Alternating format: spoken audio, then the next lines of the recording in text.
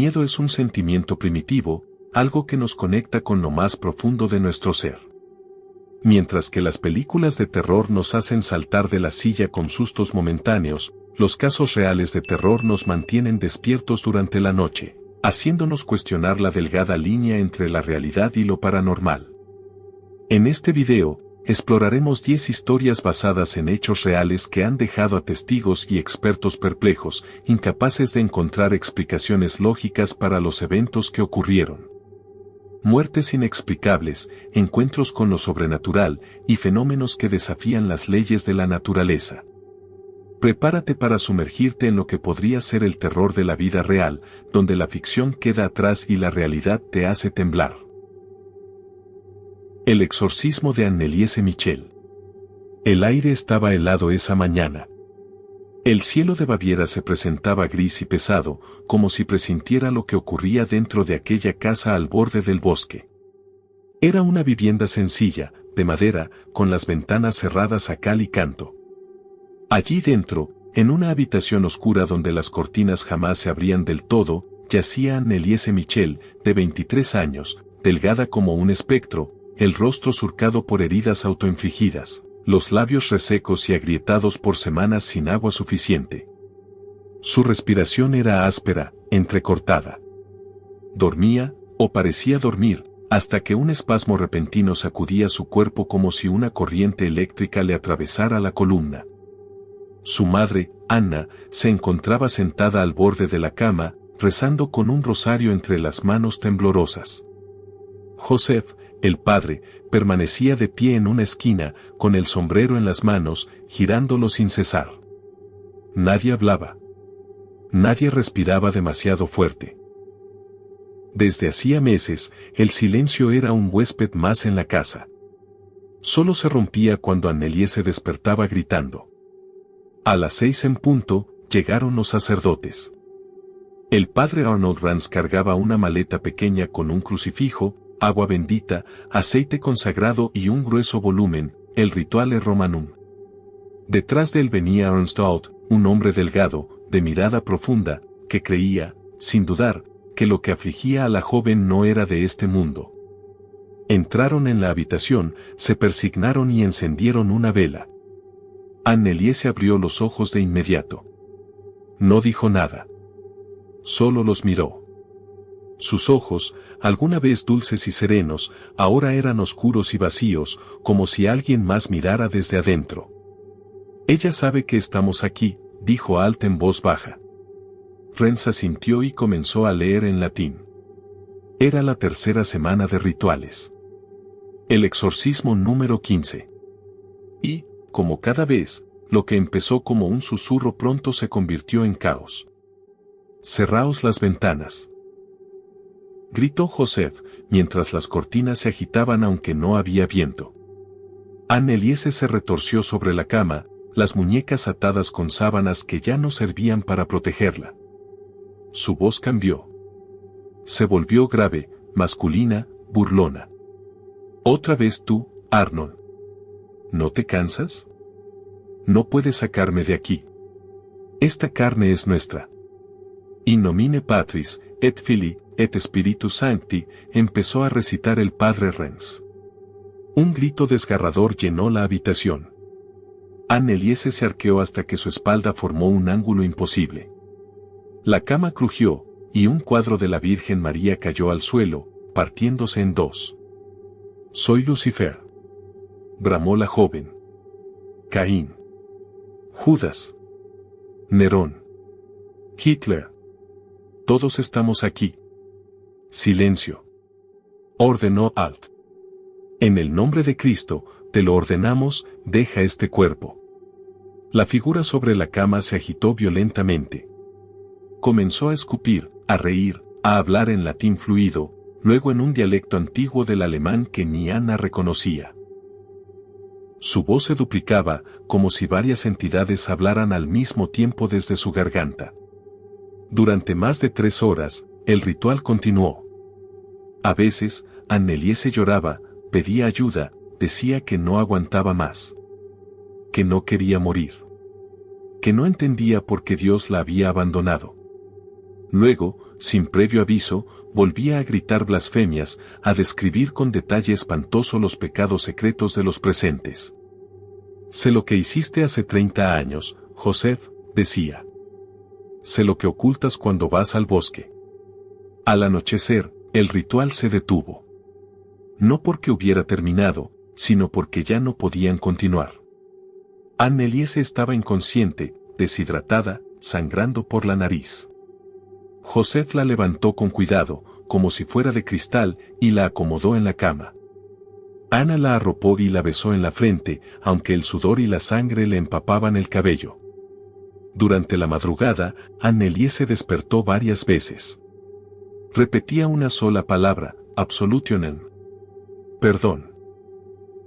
A veces parecía estar hablando con alguien que nadie más veía. A veces miraba al techo como si contemplara una batalla invisible. Pasaron los días.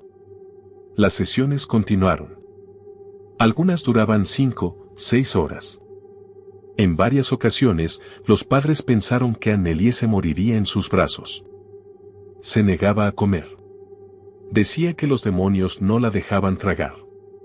Que cada vez que intentaba tomar agua, algo dentro de su estómago se quemaba. El 30 de junio de 1976 fue la última vez que Anne-Elise habló con claridad. Esa tarde, pidió confesarse. Con una voz suave, agotada, le dijo a su madre: «Mamá, reza conmigo. Quiero irme. Estoy lista». Ana rompió en llanto. A pesar de todo, una parte de ella aún esperaba un milagro. Pero Anne-Elise ya no era la misma. Su rostro parecía el de una mujer de 80 años. Su cuerpo, apenas cubierto por la ropa, mostraba huesos marcados y heridas profundas. Las rodillas estaban en carne viva de tanto arrodillarse. Durante las últimas semanas había realizado más de 1000 reverencias por día, según los sacerdotes. Dijo que era su forma de resistir, de luchar. Esa noche, mientras la lluvia golpeaba el tejado, la casa volvió a guardar silencio. A las 6 de la mañana del 1 de julio, Ana fue a ver a su hija. La encontró con los ojos entreabiertos, los labios entreabiertos, la piel completamente pálida. Su cuerpo estaba frío. «Joseph», dijo con un hilo de voz. «No respira». Los gritos atrajeron a los sacerdotes. Intentaron reanimarla, rezaron, colocaron una cruz sobre su pecho. Pero Anne-Elise Michel estaba muerta. Tenía 23 años. Pesaba 30 kilos. Su certificado de defunción decía, muerte por desnutrición y deshidratación en el contexto de una epilepsia y un tratamiento psiquiátrico fallido. Pero para sus padres, para los sacerdotes y para muchos aún hoy, la explicación era otra. La policía intervino días después. Se ordenó una autopsia. Se abrió una investigación.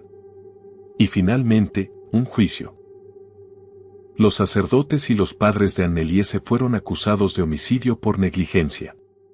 En el tribunal, se presentaron grabaciones reales de los exorcismos. La voz de Anne-Elise, o de quien hablaba a través de ella, resonó en la sala, gritos demoníacos, blasfemias, palabras en latín antiguo, amenazas. Los psiquiatras que testificaron aseguraron que Anne-Elise sufría de una forma grave de epilepsia con psicosis asociada, y que su entorno profundamente religioso alimentó la idea de la posesión. Dijeron que su muerte fue evitable. Que solo necesitaba tratamiento médico intensivo, alimentación forzada, ayuda clínica. Pero ni los curas ni los padres se arrepintieron. «Mi hija eligió sufrir por los pecados del mundo», dijo Ana en el estrado. Dios la llamó, y ella respondió. En 1978, los 4 fueron condenados a 6 meses de prisión y 3 años de libertad condicional. Una sentencia leve, considerada simbólica. El cuerpo de Anne-Elise fue exhumado en 1978, 2 años después de su muerte. Algunas personas decían que se había conservado milagrosamente. Otros, que había signos de intervención divina o demoníaca. Las autoridades encontraron un cuerpo en estado de descomposición normal. Hoy, su tumba en Klingenberg es lugar de peregrinación para curiosos, fieles y escépticos. A su alrededor, las flores nunca faltan. Algunos rezan. Otros lloran. Muchos solo observan en silencio. El caso de Anneliese Michel ha sido objeto de libros, documentales, debates teológicos y películas como El exorcismo de Emily Rose. Pero más allá del morbo y la ficción, queda una pregunta sin respuesta: ¿qué ocurrió realmente en esa habitación? ¿Fue una enfermedad mental alimentada por la superstición, o fue un verdadero combate entre el bien y el mal? Solo Anneliese lo sabe. Y ella ya no puede contarlo. La casa de Amityville. Era una casa común, en un vecindario tranquilo. Las fachadas de las casas en Ocean Avenue, en Amityville, Long Island, parecían casi idénticas. La única diferencia, la más macabra de todas, estaba en los ojos de la casa, las ventanas que parecían ojos oscuros, vacíos, observando todo lo que ocurría a su alrededor. En 1974, en esa misma casa, un hombre había matado a su familia. Se había levantado en medio de la noche, con una precisión terrible, y había disparado a sus padres, a sus hermanos, uno por uno, en sus camas. Cuando terminó, dejó todo atrás, los cuerpos, el caos, la sangre. Y se fue sin un rastro claro de por qué lo hizo. Eso ocurrió en la casa 112 de Ocean Avenue. Y al año siguiente, una nueva familia llegó para intentar hacer de esa vivienda algo más que un recuerdo aterrador. Pero nada en esa casa quería ser olvidado. La familia Lutz, que se mudó en diciembre de 1975, no sabía lo que les esperaba. Cuando George y Kathy Lutz y sus 3 hijos pequeños cruzaron el umbral de esa casa, pensaron que habían encontrado el hogar perfecto. La casa tenía 5 dormitorios, una piscina y un enorme terreno. Era grande y espaciosa, y su precio era sorprendentemente bajo para el área. Pero algo no estaba bien. La primera noche que pasaron allí, las puertas comenzaron a moverse solas.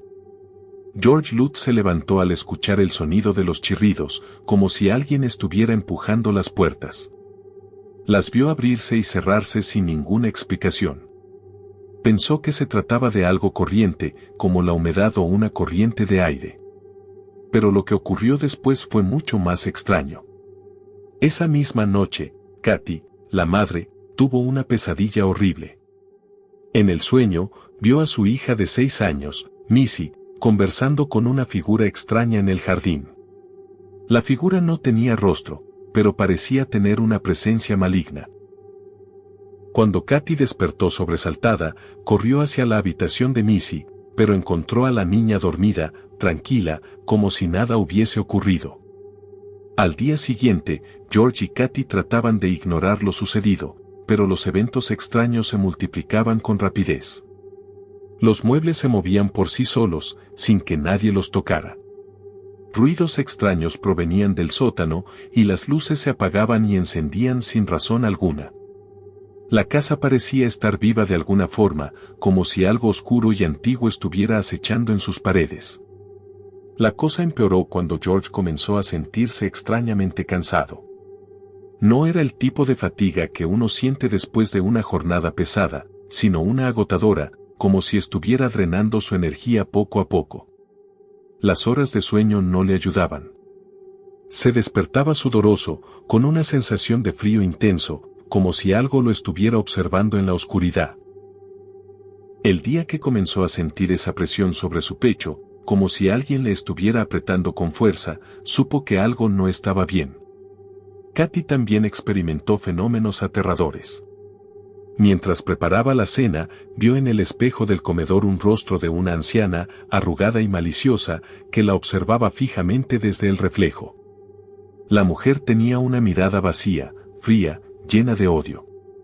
Kathy gritó, pero cuando miró de nuevo, el rostro desapareció. Missy, por su parte, pasó cada vez más tiempo en el jardín trasero, hablando con la figura que solo ella parecía ver. La niña insistía en que su nuevo amigo, a quien llamó Jodie, era un cerdo gigante con ojos brillantes y un rostro humano. Katy pensaba que era una simple fantasía infantil, pero con el paso de los días, Missy se volvía más y más obsesionada con la presencia en el jardín. Pero lo peor estaba por llegar. Una noche, después de una serie de extraños sucesos, George decidió pasar más tiempo en el sótano.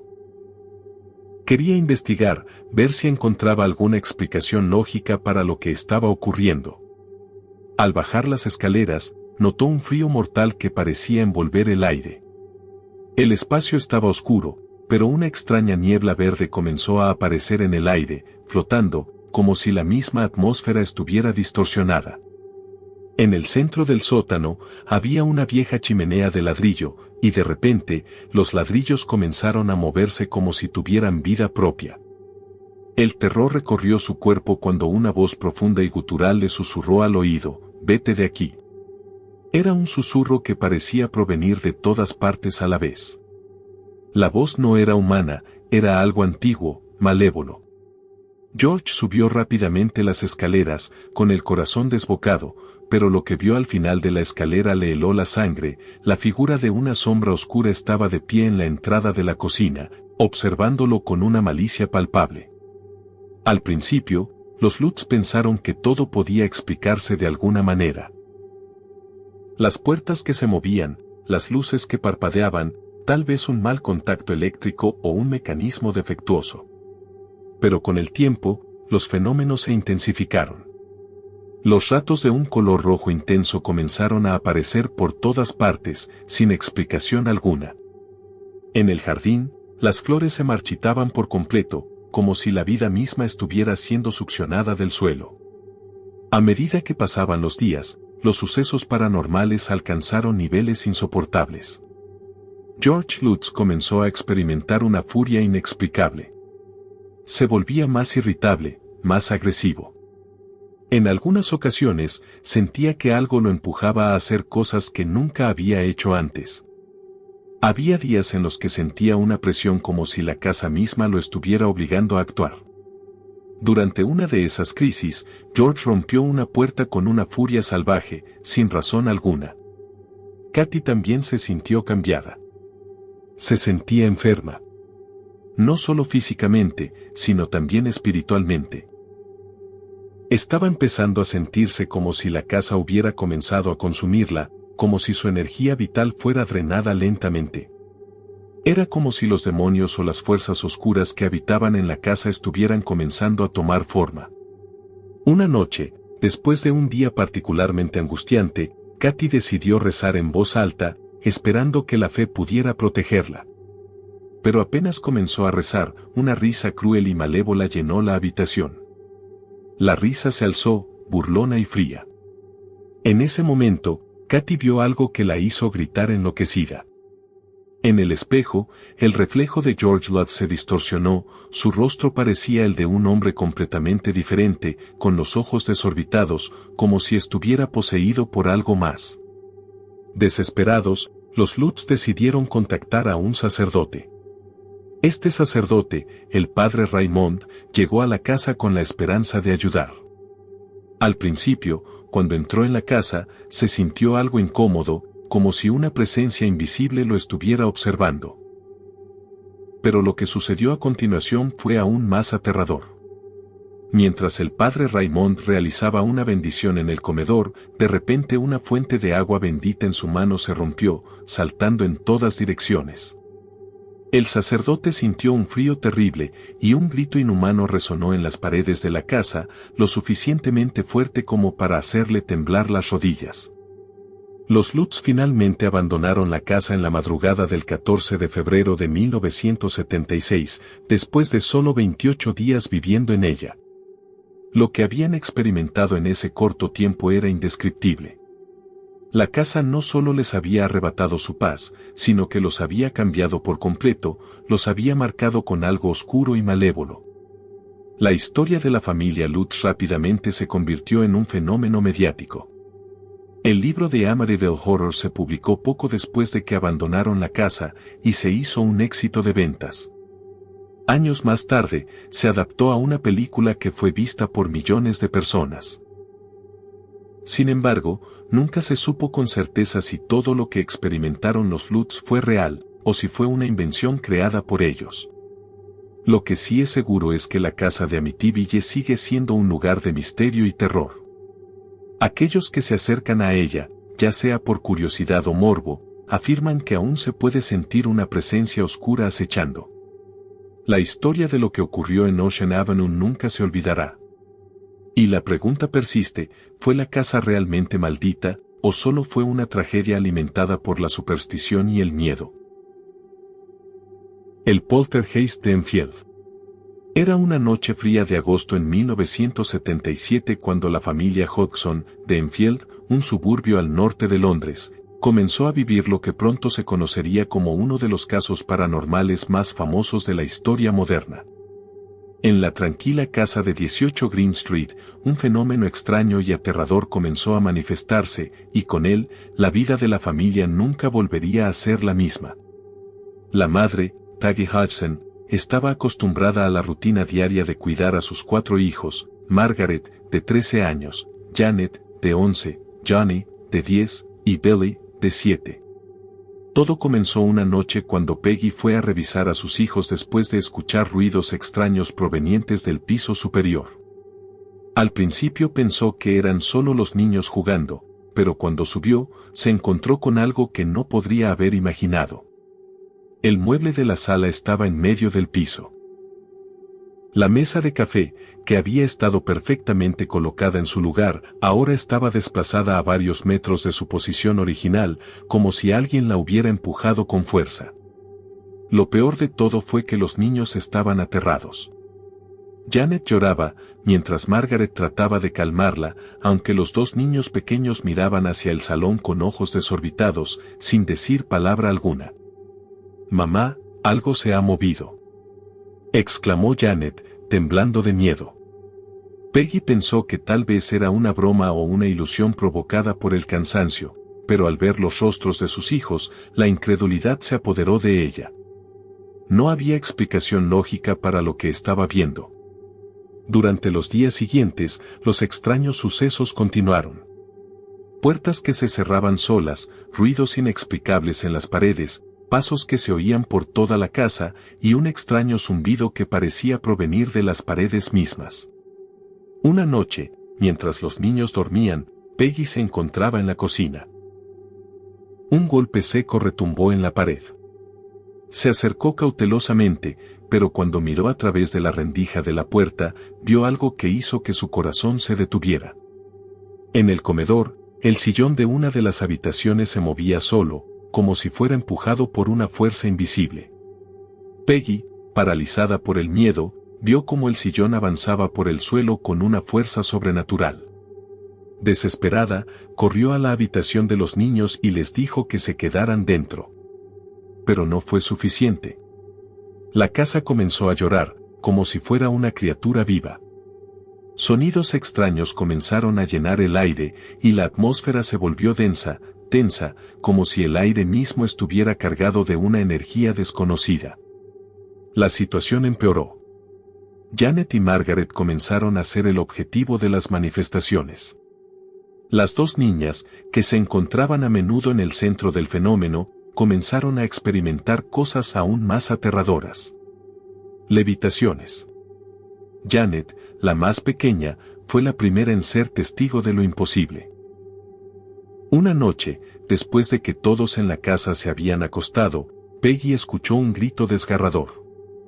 Al correr hacia la habitación de sus hijas, encontró a Janet levitando en el aire, suspendida a unos centímetros del suelo. La niña, completamente rígida, flotaba en el aire sin ninguna explicación. Peggy no sabía qué hacer. Gritó, intentó tocarla, pero parecía como si una fuerza invisible la sostuviera. Cuando Janet finalmente volvió a caer al suelo, estaba exhausta, con el rostro pálido y sudoroso. Eso no puede ser real, pensó Peggy, mientras trataba de calmar a su hija. Pero a partir de ese momento, la casa había dejado de ser un hogar. El terror se apoderó de ellos. Las manifestaciones no eran simplemente ruidos extraños. Se trataba de fenómenos físicos, visibles, imposibles de ignorar. Los muebles se deslizaban sin ser tocados, puertas que crujían y se cerraban solas, ruidos que parecían provenir de los rincones más oscuros de la casa. Los voces comenzaron a llenar las habitaciones, voces que no eran humanas. «Vete de aquí», gritaba una voz profunda y gutural que emergía de las paredes. Una voz que no pertenecía a nadie de la casa. Era como un eco del infierno.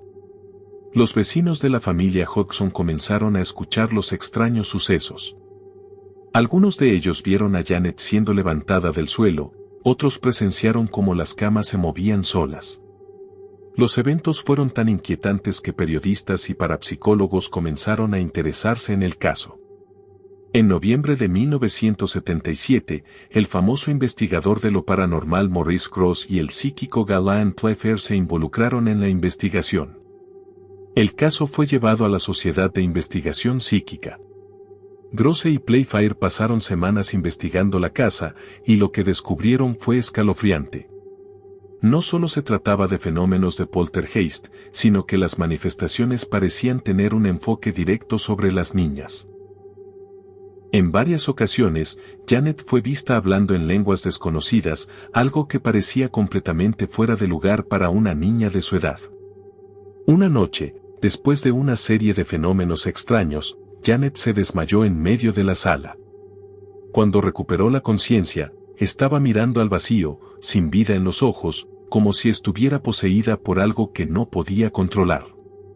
En un momento de desesperación, los investigadores intentaron comunicarse con la entidad que habitaba la casa. Fue durante una de estas sesiones que una voz demoníaca y distorsionada emergió de la boca de Janet. El sonido era tan terrible, tan profundo, que provocó que todos los presentes se estremecieran. La voz decía: «Te quiero. Te quiero». Los investigadores, horrorizados, se dieron cuenta de que no estaban tratando con un poltergeist común. Era algo más siniestro, algo que se había apoderado de la casa y de los niños. La situación alcanzó niveles insostenibles, pero no hubo solución. La entidad parecía estar demasiado fuerte. Las manifestaciones continuaron durante meses. Janet y Margaret fueron los blancos principales, pero otros miembros de la familia también fueron atacados por la fuerza invisible. La situación no solo afectó la vida de los Hodgson, sino que la comunidad entera de Enfield comenzó a estar al tanto del caos que se desataba en esa casa. La casa de Enfield se convirtió en un lugar de peregrinaje para aquellos interesados en lo paranormal, y pronto surgieron dudas sobre la veracidad del caso. ¿Era todo una invención? ¿Una broma orquestada por las niñas? Algunos escépticos dijeron que el caso era un fraude, pero los investigadores, los periodistas y las personas que presenciaron los eventos no podían explicarlo. El caso de Enfield sigue siendo uno de los más documentados de la historia de la parapsicología y uno de los más aterradores. A pesar de los intentos por desmentir los fenómenos, nunca hubo una explicación racional que pudiera resolver los extraños sucesos en la casa de Enfield. Los investigadores más escépticos no pudieron encontrar pruebas de fraude, y muchos testigos, incluidos los miembros de la familia, mantuvieron sus relatos durante décadas. Finalmente, después de más de un año de fenómenos inexplicables, la actividad paranormal comenzó a disminuir. La familia Hodgson dejó la casa, y aunque algunos testigos reportaron haber oído de nuevo ruidos extraños, nunca más se repitieron los fenómenos de la magnitud que habían vivido. El caso del poltergeist de Enfield continúa siendo uno de los más impactantes e inexplicables en la historia de los fenómenos paranormales. Se escribieron libros, se hicieron documentales y películas, y los investigadores aún buscan respuestas. Pero la verdadera naturaleza de lo que ocurrió en Enfield permanece rodeada de misterio. ¿Era realmente una fuerza sobrenatural? ¿O algo más oscuro estaba sucediendo en esa casa? Quizá nunca lo sepamos. El asesinato de Elisa Lam. Era una tarde cálida de febrero de 2013 cuando la joven Elisa Lam, una turista canadiense de 21 años, llegó al Hotel Cecil en Los Ángeles. El hotel, un edificio antiguo y enigmático, ya era conocido por su historia oscura, desde asesinatos hasta suicidios, había sido escenario de trágicos sucesos. Elisa, sin embargo, parecía no estar preocupada por la mala reputación del lugar. Viajaba sola por los Estados Unidos y había decidido hospedarse allí durante su estancia en la ciudad. Nadie sabía que esa decisión marcaría el fin de su vida de una manera misteriosa. Elisa Lam no era una turista común.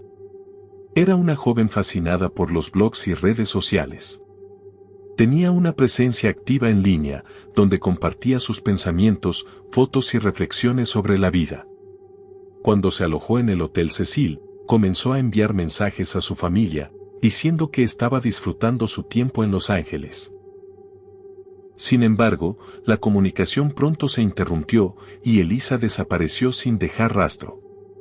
Fue el 19 de febrero de 2013 cuando Elisa fue reportada como desaparecida. Su familia, preocupada por la falta de contacto, comenzó a buscarla, pero las pistas eran escasas. La policía de Los Ángeles inició una investigación, pero no lograba encontrar ninguna pista sobre su paradero.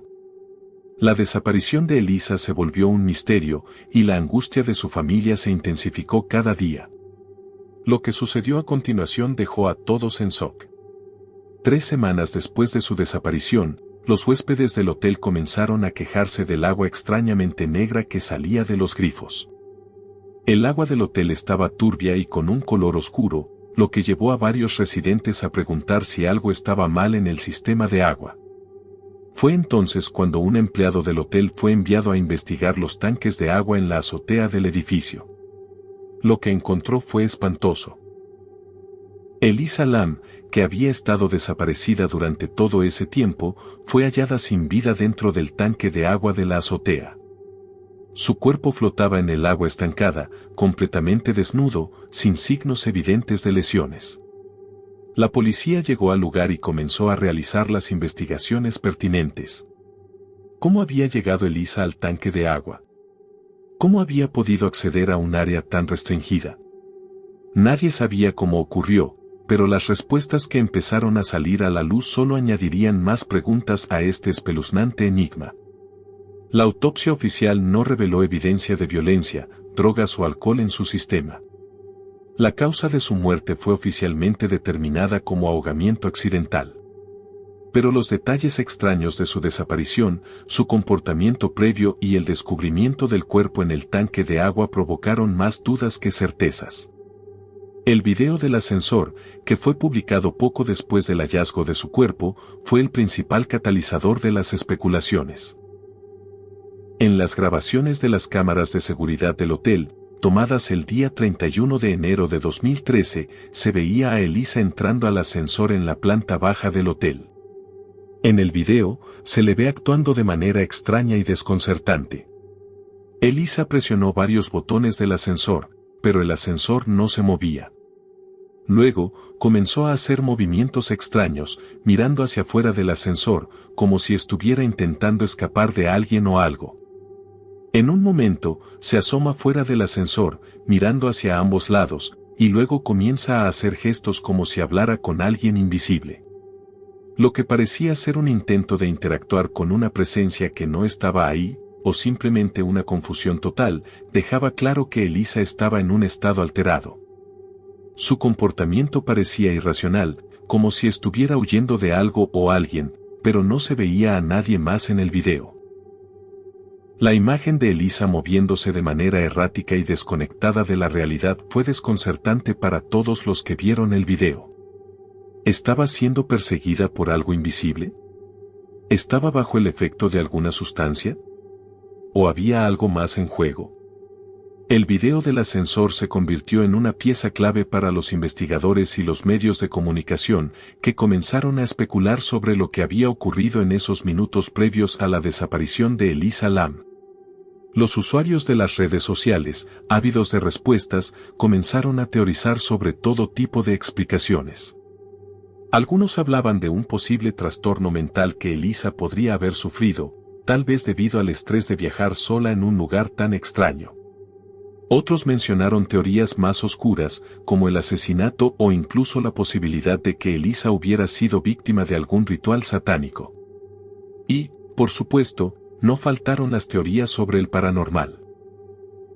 Algunos creían que el Hotel Cecil, con su historia llena de tragedias, podía haber sido el escenario de fuerzas oscuras que se habían apoderado de la joven.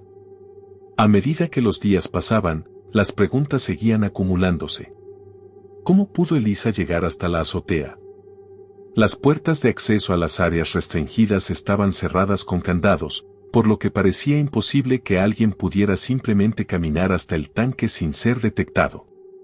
Sin embargo, los informes indicaron que las cámaras de seguridad no habían grabado su ingreso a la azotea. El video del ascensor, aunque inquietante, no mostraba ninguna pista clara de cómo Elisa llegó hasta el tanque. Los informes de los empleados del hotel indicaron que Elisa había estado alojándose en el cuarto 504, que estaba ubicado en un área relativamente aislada del hotel. Era extraño que una persona como Elisa, que parecía haber estado bajo algún tipo de estrés, estuviera sola en un hotel conocido por sus oscuros antecedentes. El Hotel Cecil había sido hogar de varios incidentes violentos a lo largo de los años, desde suicidios hasta casos de asesinatos y desapariciones. Uno de los casos más notorios fue el de Rachel Ramirez, el famoso asesino conocido como el asesino de la noche. La presencia de tantos sucesos macabros a lo largo de la historia del hotel solo añadió una capa más de misterio y terror al caso de Elisa Lam. Sin embargo, los detalles sobre la desaparición de Elisa seguían sin resolverse. ¿Por qué entró en el ascensor de manera tan errática? ¿Por qué se comportó de manera tan extraña antes de morir? La familia de Elisa, devastada por la tragedia, insistió en que la muerte de su hija debía ser tratada como un asesinato. Sus padres no podían creer que su hija estuviera simplemente accidentalmente ahogada, y las extrañas circunstancias alrededor de su desaparición solo alimentaron su dolor y confusión. A pesar de que las autoridades no encontraron pruebas que sugirieran un crimen, el caso de Elisa Lam continuó siendo un tema de especulación. La hipótesis de que algo extraño y oscuro ocurría en el Hotel Cecil persistió, y el video del ascensor se convirtió en una de las grabaciones más vistas y comentadas de la historia reciente. La historia de Elisa Lam sigue siendo un misterio no resuelto, y el Hotel Cecil, renombrado más tarde como el Steinman, permanece como un recordatorio sombrío de su trágica muerte. A día de hoy, las preguntas sobre lo que realmente le ocurrió a Elisa Lam siguen sin respuesta. ¿Fue una tragedia aislada? ¿O hay algo mucho más siniestro detrás de su desaparición y muerte? Lo único que sabemos con certeza es que Elisa Lam dejó una marca indeleble en la historia del Hotel Cecil, y que su muerte continúa siendo uno de los casos más perturbadores y misteriosos de los últimos tiempos. La posesión de Clara Germana Cele. Era el año 1906, y en un pequeño pueblo al sur de Sudáfrica, una joven estudiante llamada Clara Germana Cele comenzaba a experimentar algo que cambiaría su vida, y la de todos los que la rodeaban, para siempre. Clara, una muchacha devota y de buena familia, nunca imaginó que un día su vida normal de estudiante se vería completamente trastornada por fuerzas que desbordaban todo lo imaginable. Clara, de apenas 16 años, era conocida en su comunidad por su carácter amable, su fe en Dios y su dedicación a los estudios. Vivía con su familia en un pequeño pueblo africano, donde la vida transcurría tranquila entre las tareas cotidianas y los rituales religiosos. Desde pequeña, Clara había mostrado una gran devoción por la religión, y con el paso de los años, su fe se fortaleció más y más, al punto de que era una de las jóvenes más respetadas en su comunidad en términos de devoción cristiana. Sin embargo, esta pureza que parecía caracterizarla se vería profundamente perturbada por una serie de eventos aterradores que marcarían su vida para siempre. Todo comenzó un día en el que Clara, después de haber pasado un tiempo meditando y orando, se sintió extrañamente fatigada. Un malestar general comenzó a apoderarse de su cuerpo, y su familia notó que su ánimo se volvía cada vez más sombrío. Aunque inicialmente se pensó que simplemente estaba cansada o enferma, los síntomas comenzaron a volverse cada vez más extraños y perturbadores. A medida que pasaban los días, Clara comenzó a mostrar comportamientos fuera de lo común. Comenzó a murmurar palabras en idiomas que nadie en su entorno comprendía. Al principio, su madre pensó que podía ser el resultado de una pesadilla o de alguna fantasía de adolescente. Sin embargo, lo que sucedió luego fue aún más extraño. Una noche, Clara se encontraba en su cama, aparentemente dormida, cuando comenzó a hablar en lenguas. No era solo un murmullo, sino un discurso claro y fluido en idiomas desconocidos. Nadie en su familia había escuchado nunca esas palabras antes, y Clara misma no podía explicarlas. No solo eso, sino que su tono de voz también cambiaba, y sus ojos parecían estar mirando algo o a alguien que no estaba allí. Era como si su cuerpo estuviera siendo utilizado por una fuerza completamente distinta a su ser. La situación se volvió aún más inquietante cuando Clara empezó a levitar. Una tarde, mientras su familia estaba en la sala de la casa, Clara se encontraba sola en su habitación. Los miembros de la familia, al escuchar un sonido extraño, decidieron acercarse y, para su horror, vieron a Clara flotando en el aire, a unos centímetros del suelo. Ella no se movía, no reaccionaba, pero estaba suspendida en el aire de manera inexplicable. El miedo se apoderó de su madre, que no sabía qué hacer ni cómo entender lo que estaba sucediendo. Intentó hablar con su hija, pero Clara, que parecía estar poseída por una fuerza ajena, no respondía de manera coherente. Los médicos de la región no pudieron encontrar ninguna explicación científica para lo que estaba ocurriendo.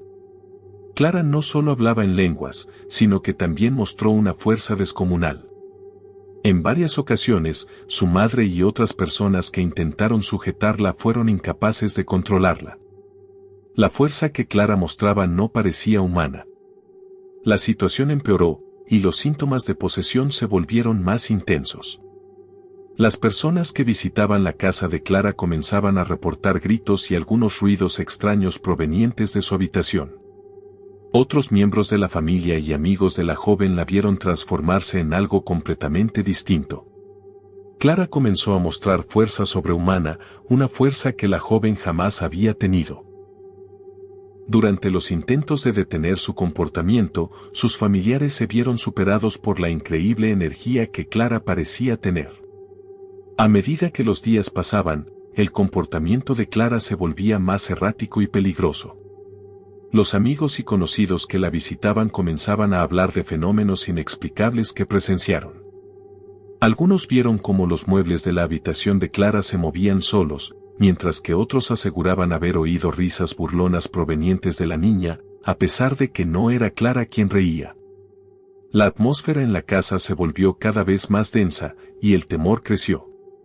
Un sacerdote local, al enterarse de lo que ocurría en la casa, decidió intervenir.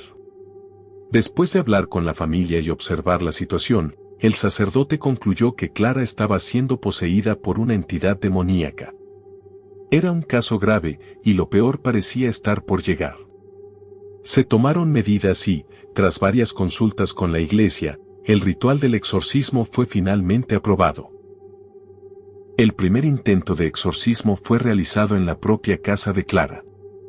Durante el ritual, la joven mostraba un comportamiento completamente violento, con su cuerpo retorciéndose de manera espasmódica mientras profería blasfemias y amenazas en varios idiomas que nunca había aprendido.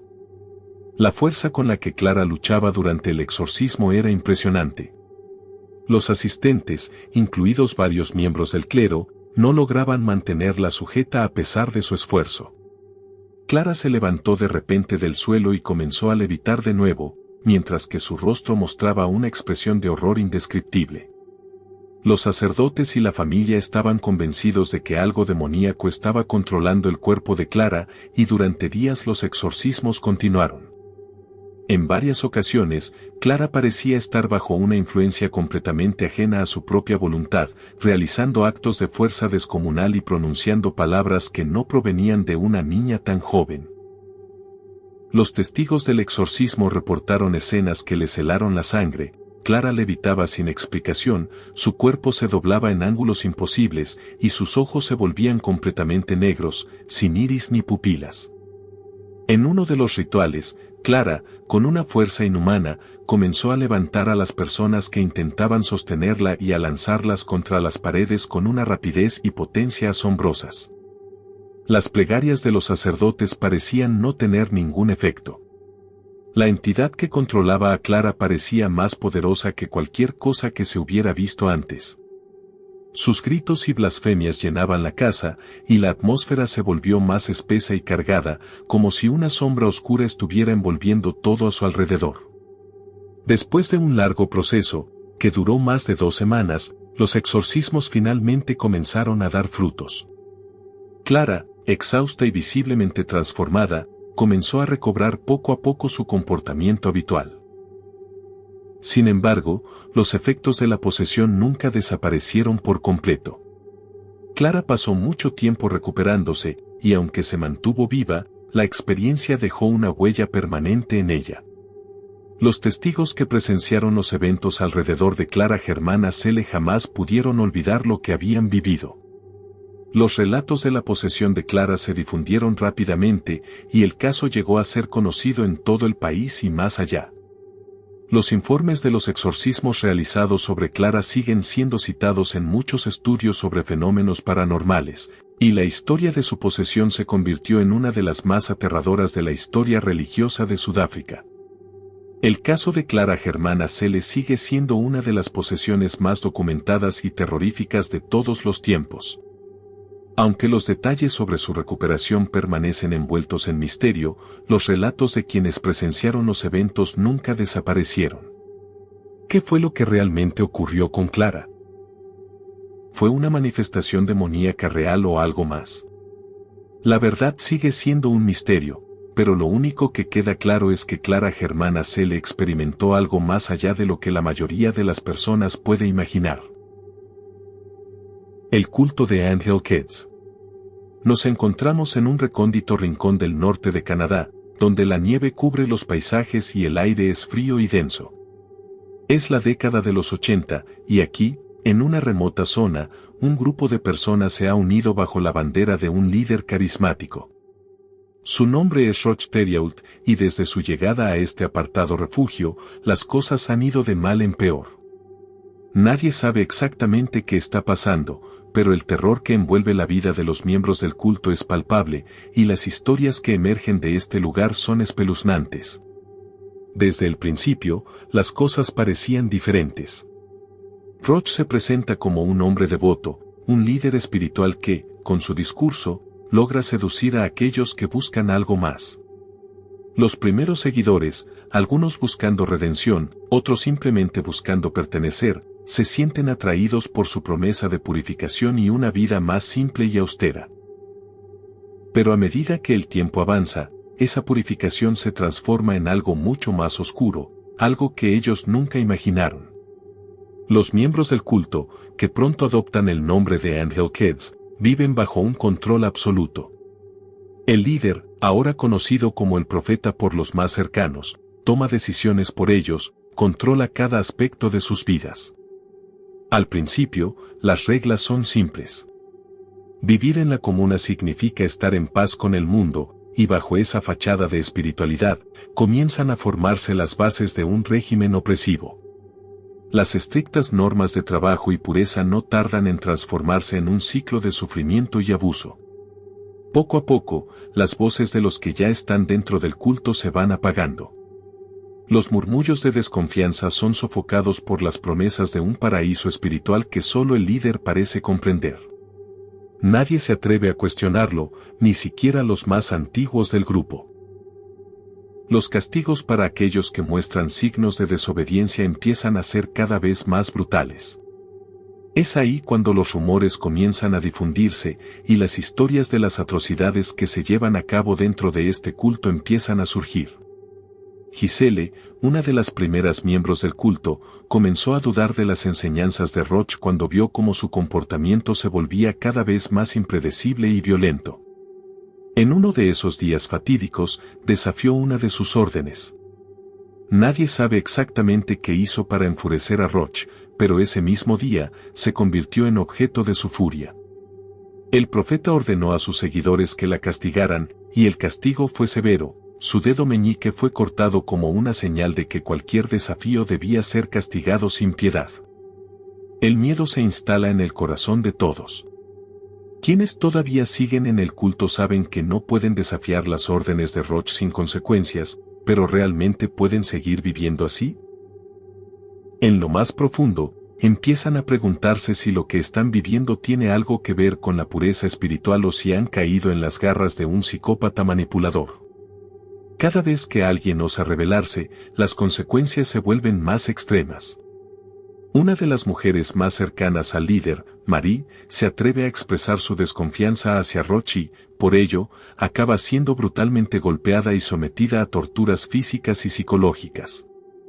Su crimen fue hablar en contra de la violencia que ella misma presenció. Theriault, implacable, la condenó a sufrir las consecuencias de sus palabras. Se convirtió en un ejemplo para el resto del grupo. A los demás se les dijo que si no querían enfrentar el mismo destino, tendrían que acatar todas las órdenes sin rechistar. Los castigos no solo son físicos, sino también psicológicos. Los miembros del culto son constantemente sometidos a humillaciones. Si alguna vez muestran signos de duda, son castigados severamente. La manipulación mental es tan profunda que muchos ni siquiera se dan cuenta de que están atrapados en un ciclo sin fin de abuso y dolor. La purificación que prometía Roch no es más que una fachada para encubrir su ansia de poder. Lo que en sus primeras palabras parecía ser una idea de paz y armonía, se ha transformado en un control absoluto sobre sus vidas. Los niños nacidos en el culto no conocen otra vida que esta. Viven en una realidad distorsionada, donde las reglas de amor y bondad son reemplazadas por el miedo constante y la violencia. Crecen sabiendo que cualquier palabra equivocada o cualquier gesto puede llevar a un castigo, y que el poder de Roch es incuestionable. Los más pequeños son entrenados para obedecer sin pensar, sin preguntar. La libertad de pensamiento es una fantasía, un concepto completamente ajeno a su realidad. Todo lo que conocen es lo que el líder les dice, y éste les asegura que solo siguiendo sus reglas podrán alcanzar la verdadera salvación. A medida que los días se convierten en meses, la violencia dentro del culto alcanza nuevos niveles. Los castigos se tornan más extremos. Las amputaciones se vuelven algo común, y las torturas físicas, un medio para purificar a quienes se desvían de la verdadera senda. Una de las historias más aterradoras que circulan entre los miembros es la de un hombre llamado Luke, que, tras cuestionar el liderazgo de Roch, fue torturado hasta morir. El profeta nunca se detiene en su búsqueda de control, y la muerte de Luke no hizo más que reforzar la idea de que aquellos que se rebelan están destinados a sufrir. Para algunos, las cosas llegan a un punto crítico cuando la brutalidad del culto empieza a ser demasiado obvia para ignorarla. Un miembro disidente escapa del culto, corriendo por su vida mientras la nieve cubre su rastro. Consigue llegar a un pueblo cercano y finalmente, cuenta su historia. Las autoridades no tardan en llegar, pero lo que encuentran en la comuna los deja sin palabras. El horror dentro de la colonia de los Sandhill se revela.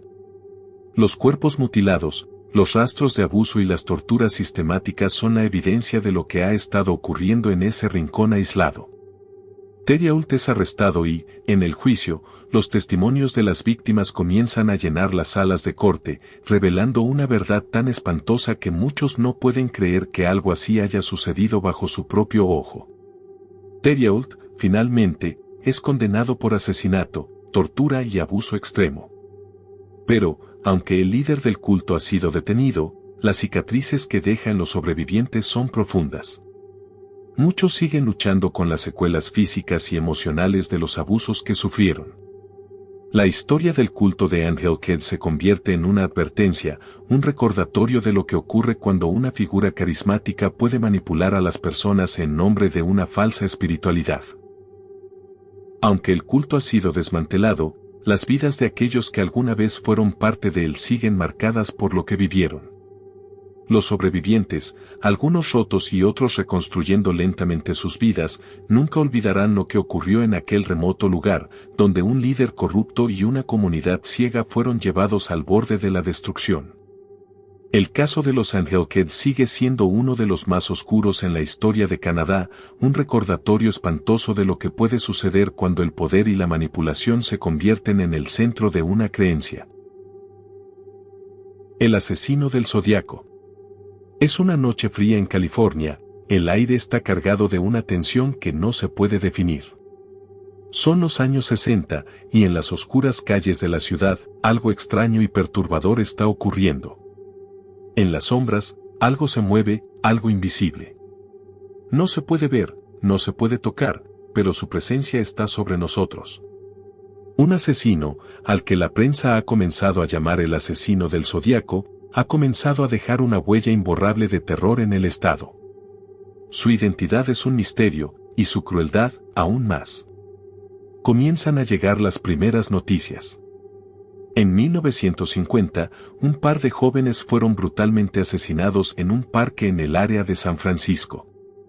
Al principio, parecía un asesinato común, un crimen aislado, un acto de violencia inexplicable, pero conforme las semanas avanzan, la historia cambia.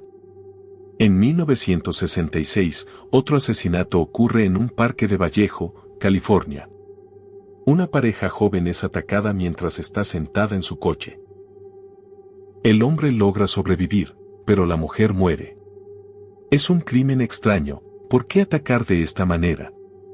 ¿Por qué elegir a estas víctimas al azar?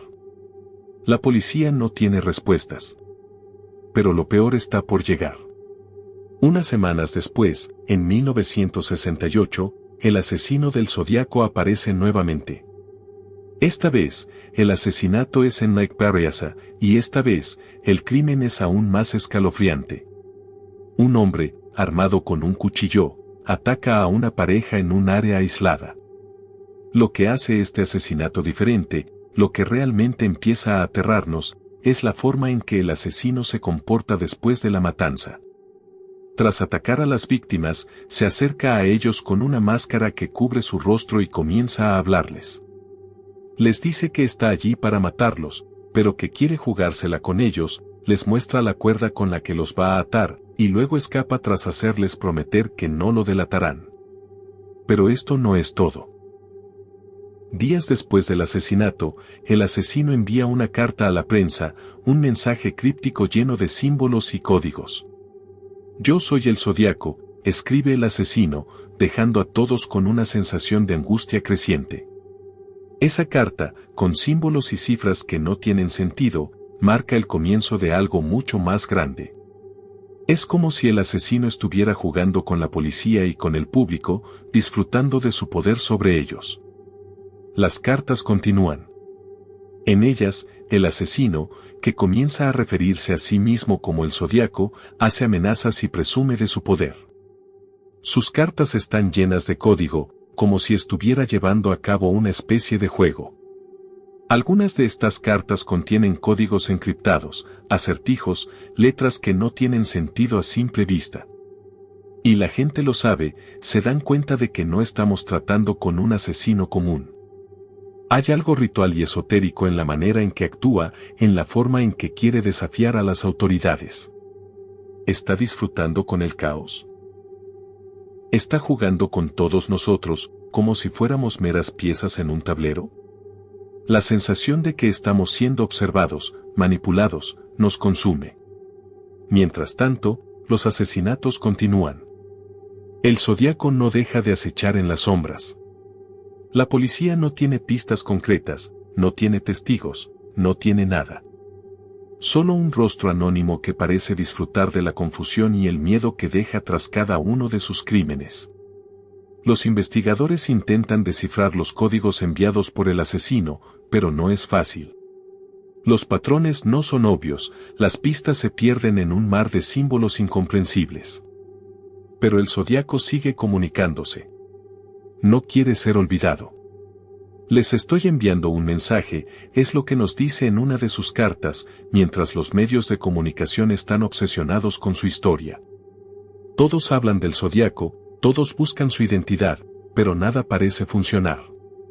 En el año 1969, el zodiaco está en su pico de actividad. Un asesinato más en Rosario Heights, esta vez a plena luz del día, solo incrementa el miedo.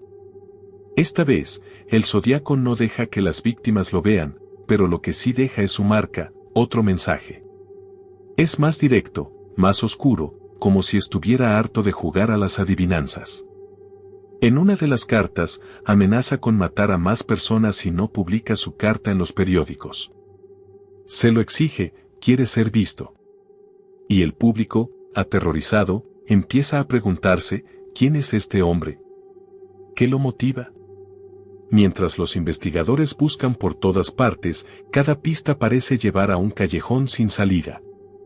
El zodiaco es astuto, siempre un paso por delante.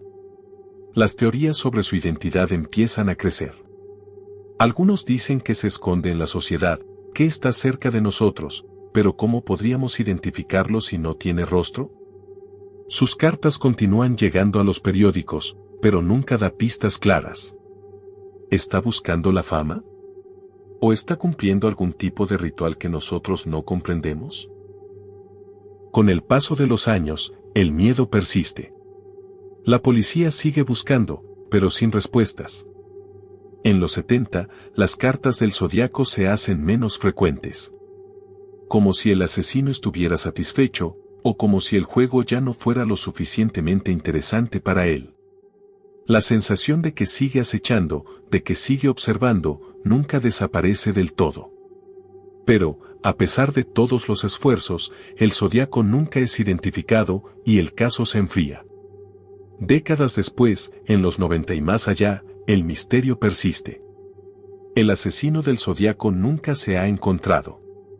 Las cartas, los códigos, las evidencias, todo sigue siendo parte de una gran incógnita que nunca ha sido resuelta.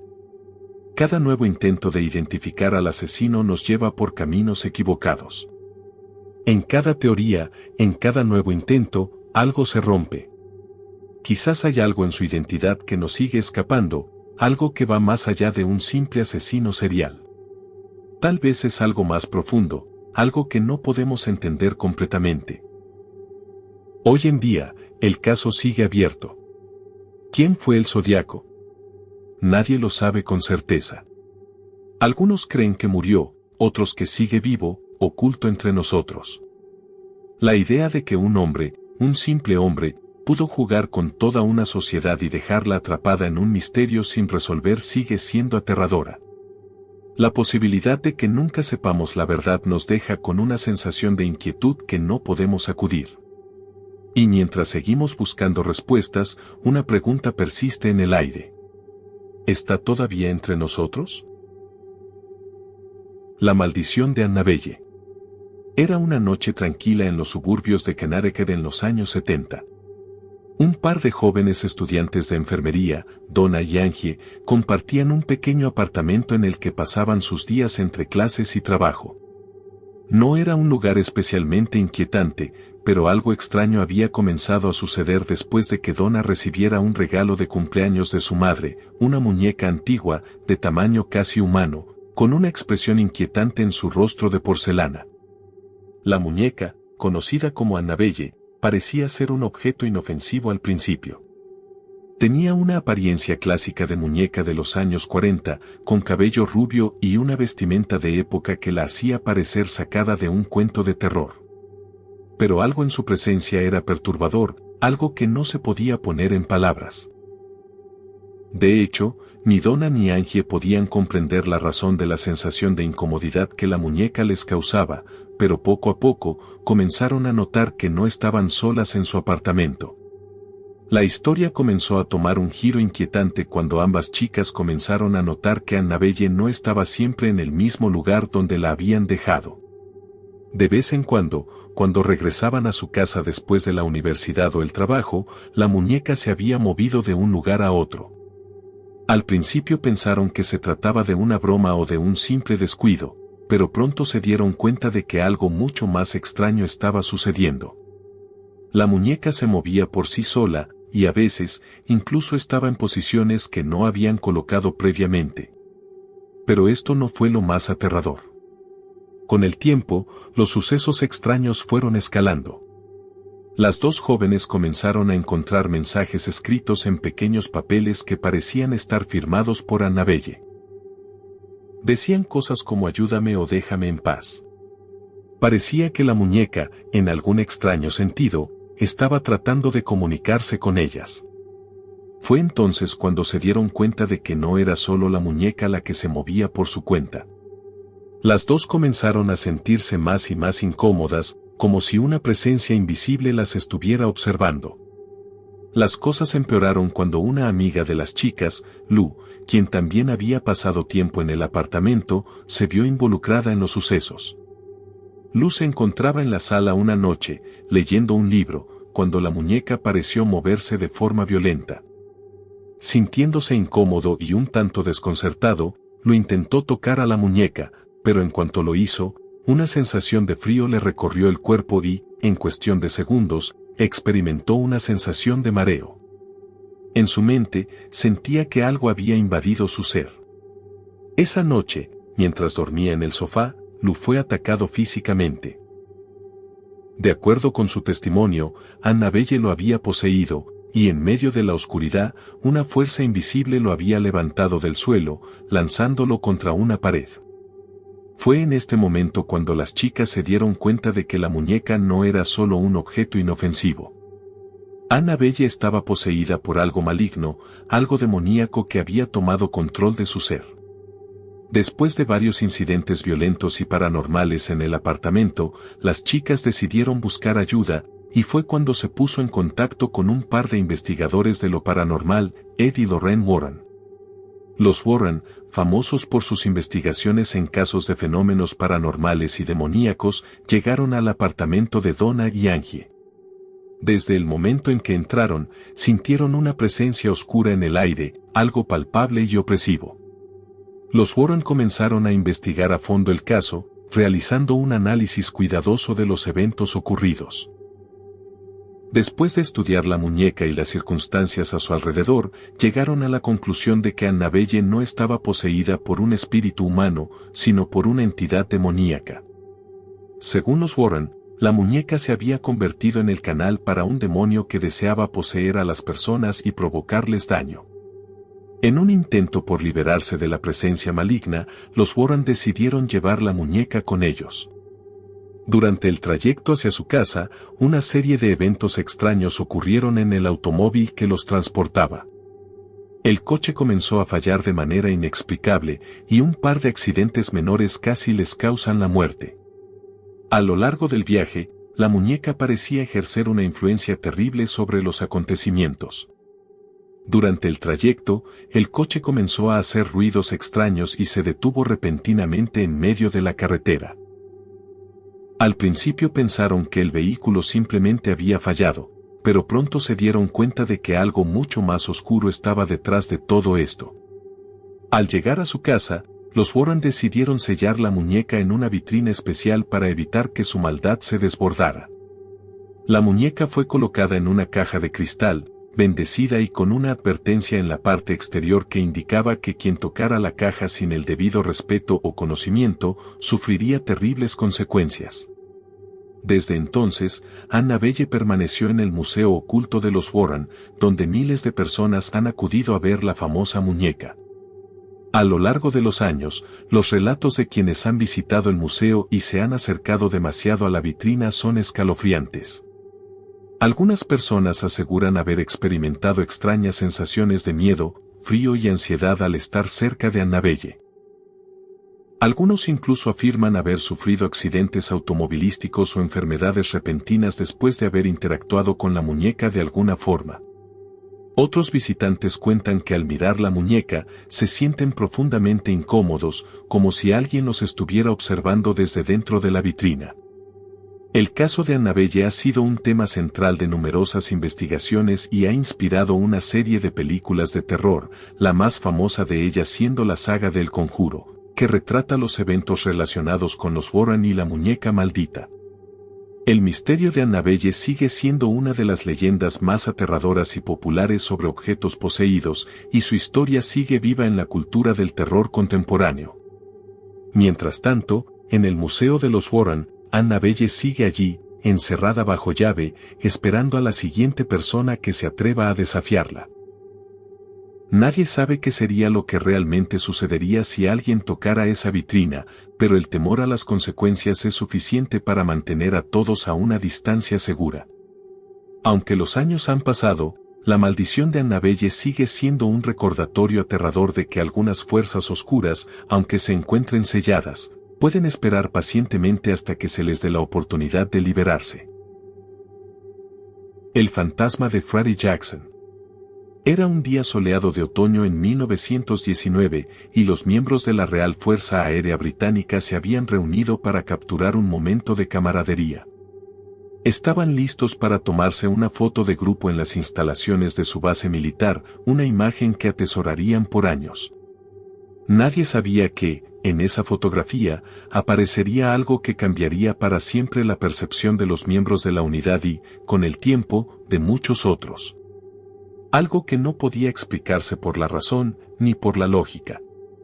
Entre los hombres que posaban para la foto estaba un mecánico que había trabajado incansablemente para mantener en funcionamiento los aviones de la base. Su nombre era Freddie Jackson. Jackson era un hombre querido por todos, siempre dispuesto a dar una mano y con un espíritu amistoso que había hecho de él un miembro indispensable del equipo. Sin embargo, solo unos días antes de esa foto, Freddie había tenido un destino trágico. El 19 de octubre de 1919, Freddie Jackson sufrió un fatal accidente mientras trabajaba en uno de los aviones en la base. Fue golpeado por una hélice de avión, una muerte instantánea que dejó devastados a sus compañeros de trabajo. La noticia de su fallecimiento fue recibida con una profunda tristeza, pues todos lo consideraban un buen amigo y un trabajador dedicado. Con la tristeza aún fresca en sus corazones, los compañeros de Jackson continuaron con su vida, aunque su ausencia se sentía en cada rincón de la base. Sin embargo, había una ocasión especial en la que su presencia sería mencionada de manera inexplicable. Después de la tragedia, los hombres de la base decidieron hacer la foto grupal. No había mejor forma de recordar los buenos tiempos, pensaron, aunque su amigo ya no estuviera allí. No sabían que Freddie estaría presente en el momento que menos lo esperaban. La fotografía fue tomada el 17 de octubre de 1919, 2 días antes de la muerte de Freddie. Los pilotos y el personal de la base se alinearon y posaron para la cámara, una tradición común para capturar la camaradería en momentos como ese. Todo parecía normal durante la sesión fotográfica, pero cuando la imagen fue revelada, se desató algo completamente insólito.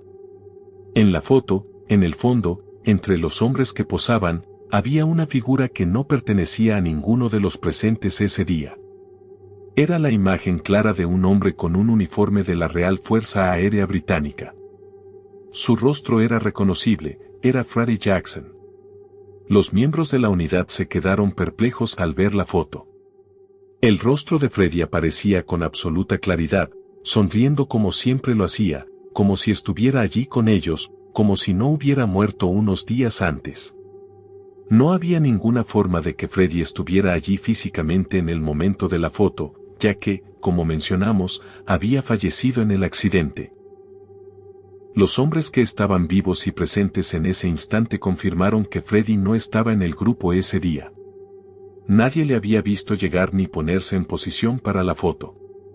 Simplemente, estaba ahí, en la imagen, de una manera inexplicable. El fantasma de Freddie Jackson no fue un hecho aislado. El misterio que envolvía la aparición de su imagen causó revuelo entre sus compañeros. Los pilotos y otros miembros de la base comenzaron a comentar que, en los días previos a la foto, varios de ellos habían tenido la extraña sensación de que Freddie estaba cerca. Algunos afirmaron haber escuchado su voz o haber percibido su presencia de alguna manera, a pesar de que ya sabían de su trágica muerte.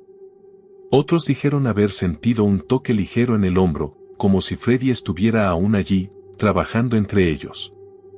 Pero la fotografía, esa imagen tangible, fue la prueba más irrefutable de su presencia, un fenómeno inexplicable que aterrorizó a los presentes. Al principio, algunos pensaron que la imagen podría haber sido manipulada o que era el resultado de un error en el proceso de revelado de la fotografía. Sin embargo, al examinar la imagen detenidamente, la teoría de la falsificación fue descartada. El rostro de Freddy era demasiado claro y detallado para ser un simple truco o manipulación. Los expertos en fotografía de la época examinaron la imagen y concluyeron que no había señales de alteración. La foto era auténtica, y la figura que aparecía en ella era Freddie Jackson.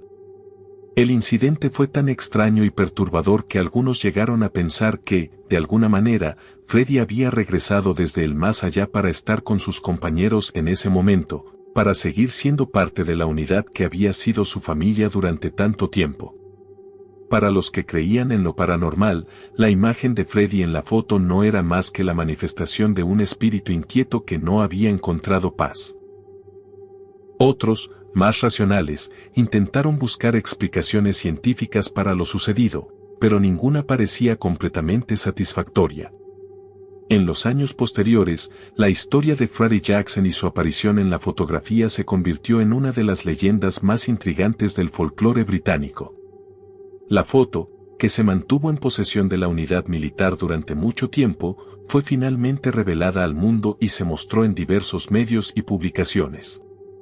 La imagen se convirtió en un símbolo de la presencia inexplicable de los muertos entre los vivos, una historia que se entrelazó con las creencias sobre los fantasmas y las manifestaciones del más allá.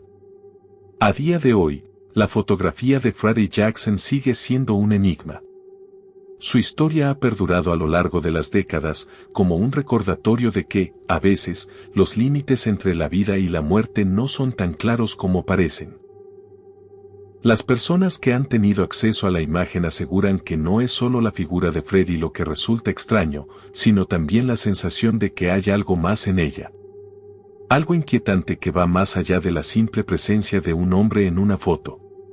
Lo más aterrador de la historia de Freddie Jackson no es solo su aparición en la fotografía, sino lo que podría sugerir, que, a veces, los seres queridos que hemos perdido no se van tan fácilmente, que su presencia puede seguir con nosotros de formas que no comprendemos por completo.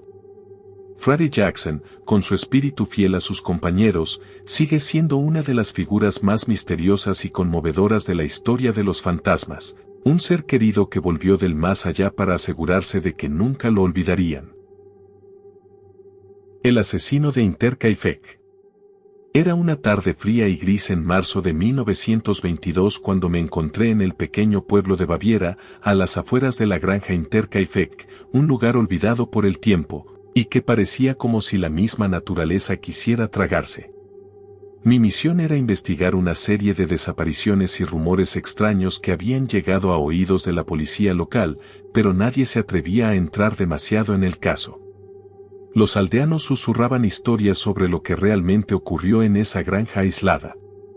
En ese entonces, la historia de la familia Gruber, formada por Andreas, su esposa Casilia, su hija Victoria, y los nietos Joseph y Casilia, ya había comenzado a generar especulaciones entre los habitantes. Sin embargo, lo que nadie sabía era la magnitud del horror que se había desatado allí. La granja de Interkaifeck estaba apartada, no solo en términos de ubicación geográfica, sino también en la vida social.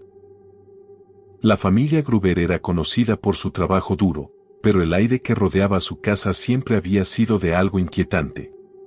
Los aldeanos hablaban a menudo sobre el comportamiento extraño de Andreas, y cómo las personas sentían que había algo siniestro en la finca, aunque no podían precisar exactamente qué. Muchos decían que las puertas y ventanas siempre estaban cerradas, como si alguien estuviera tratando de evitar el contacto con el exterior.